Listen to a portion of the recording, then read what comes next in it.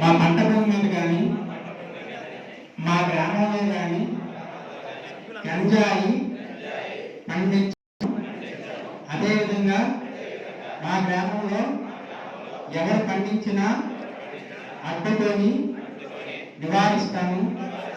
మా గ్రామం ద్వారా గంజాయి మా సభ్యులు కానీ వేరే ఎవరైనా గంజాయి రవాణా చేస్తే తక్షణం ఆ సమాచారాన్ని అధికారులకు తెలియజేసి వారిని పోలీస్ స్టేషన్కి అప్పచెప్తాను.